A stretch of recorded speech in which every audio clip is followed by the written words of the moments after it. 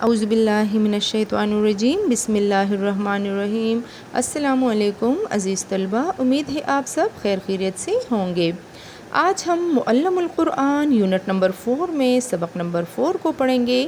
ہمارے پاس 11 صفحے پر عربی کے الفاظ ہیں۔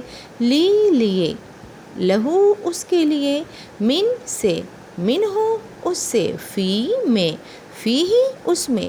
اسٹوڈنٹس وہی الفاظ دوبارہ لکھے گئے ہیں لیکن اس کے ساتھ جو ہے پیش کا اضافہ کیا گیا، جس سے اس کا مطلب جو ہے وہ زیادہ ہو گیا، اس میں اضافہ ہوا۔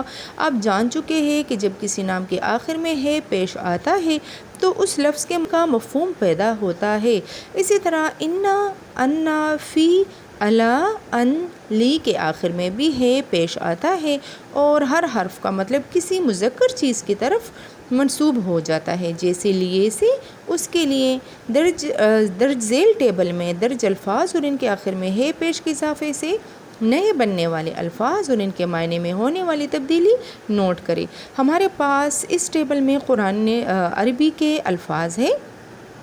قلم، قلم، قلم ہو اس کا قلم، انا بے شک، ان ہو بے شک وہ، انا کے، ان ہو کہ وہ، من سے، من ہو اس سے، لی لیے، ہو اس کے لیے، الا کی طرف، الیہ اس کی طرف، علا پر، علیہ اس پر، فی میں، فی ہی اس میں۔